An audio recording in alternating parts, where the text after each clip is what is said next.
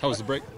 Good, good. I think it was good for the players. It's always when you come back from the break, it takes, a couple of days to get back into the rhythm of things.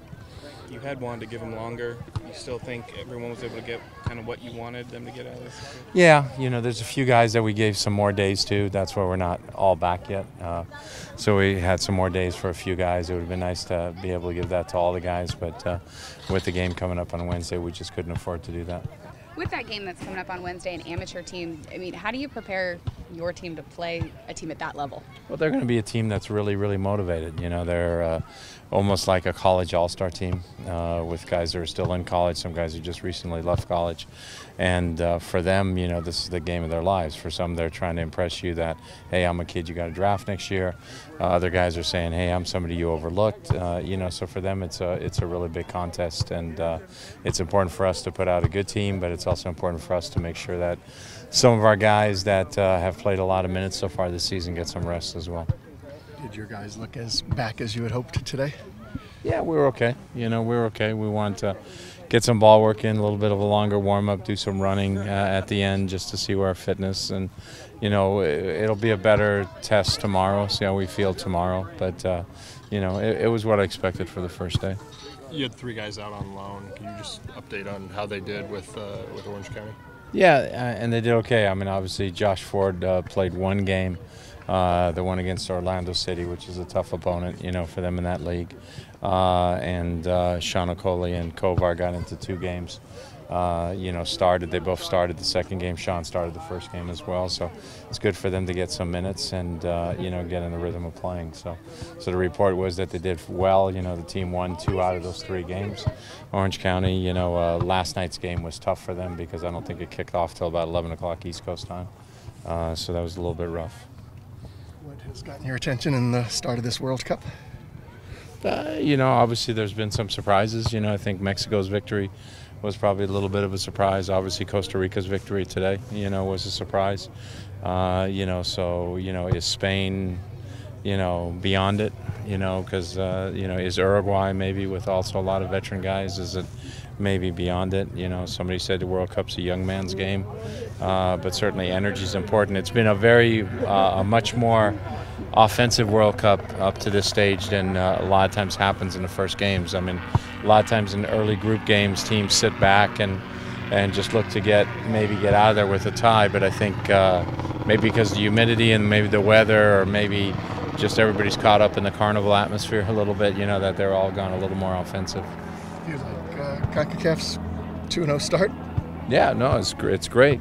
Puts pressure on the U.S. obviously, and we see how Honduras does now as well. But certainly it's a very good start for CONCACAF. What do you expect from U.S. Ghana? It's an important game for the U.S. to win.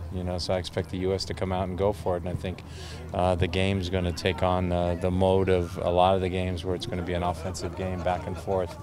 And I think it's really going to come down to a game where who can finish the majority of their chances. So if the U.S. does a better job finishing their chances than Ghana, we're going to win the game. But I think it's a game where both teams are going to get chances. With U.S. playing at 3, Germany at 9 a.m., what's your plan for Monday? Are you going to try and squeeze training in there between? Or Monday, I don't know. We're going to have to cancel training altogether. Actually training at 10. I said I couldn't, we adjusted our flight to D.C. to watch Germany-USA. But can't adjust it every day. The most important thing are the Seattle Sounders. No offense to Germany and to the U.S. Very political answer. How are guys like Tristan and Dylan? Dylan's making good progress, coming back quicker than we thought. Andy Rose is making good progress as well. Tristan today was the first day of the ramp-up from the concussion, so he had tried, and it didn't go well, so they had to shut him down again for 3-4 days. But today everything went well, so he'll do a little bit tomorrow jogging. If he comes through that, it gets ramped up over 5 days. But he won't be available for Wednesday. Usually the World Cup is always a big deal, obviously. But do you think there's going to be even more little excitement around here with both Yedlin and Dempsey in here the fans can relate to? And well, it should be. It should be. The fans have to identify, those guys. It was sort of interesting because I went over to Germany for a few days on the break and saw on the back of the one Sportbild, which is a soccer weekly that comes out on Wednesday.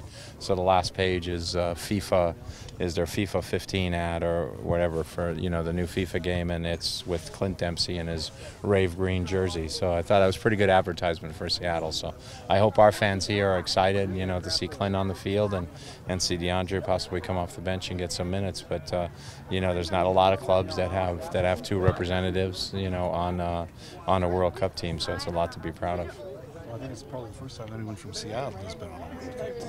No, we've had Seattle guys. Well, no, that's not the Sounders. I mean, from born Yedlin, being from the city. And you don't consider Keller a Seattlean? Well, he's close. He's close. He's close. He's in the state. Yeah. Houston County. Yeah. I thought there was somebody else. Well, Chris Henderson. Isn't there like 5? Henderson and Marcus who were on there as well.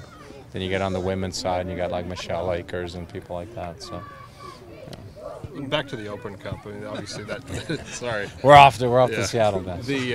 Obviously that tournament's meant a lot to this team. What kind of has driven that, and is this year any different than previous years? Well, what's driven it always has been that if we enter something, we want to enter it and do as good as possible and do well and win it. Last year was a disappointment for us. We had opportunities to win that game down there in Tampa. We missed a PK at the end. We took a blank close-range shot. I think JK had a close opportunity right at the end as well, and that we didn't score on. So it's important for us to get off to a better start. We've always done well at Starfire, and hopefully we'll get off to a good start again. When people saw the Obafemi red card, the silver lining they thought of was maybe he would be more available in the Open Cup. No, because we had already agreed on his days off. That to me was still a harsh red card because I don't believe anybody truly saw it of the officiating crew. I think it's one of those where you add up 1 + 1, you see a player go down, you see another guy grabbing the ball, and so you make an assumption, oh, he must have hit him. And as Bora Milutinovic told me, you're German, but 1 + 1 is not always 2. So, sometimes it's 3, sometimes it's 0, sometimes it's 1. And so, I think it was a little bit harsh, but that's just my feelings. Was it a situation where you considered appealing, or was there just not a lot of evidence also to support your case? We considered appealing, but it was a situation that even the panoramic camera, when you zoomed in, it was just not a clear enough figure, and it's one of those things where you're guilty. You're not innocent unless proven guilty. You're guilty unless you can prove you're innocent. So, we really couldn't prove innocence off that camera. It was a judgmental thing by the reaction of the officials. You could make an assumption that they really didn't see it, but that's back to that 1 + 1 equation, and we can't make the same mistake.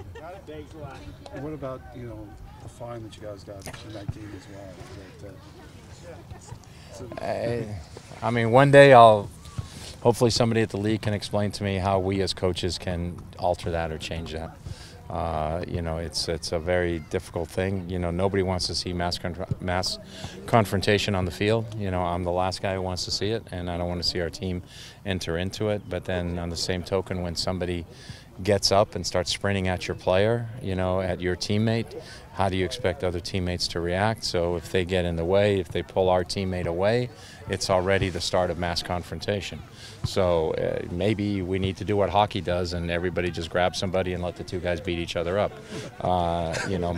Maybe that's the way we need to go. But I'm having difficulties understanding how we can change that behavior without me going to my players and say you can't stand up for each other.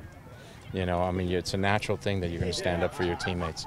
And so, that's something hopefully the league will be able to explain to me how that gets done.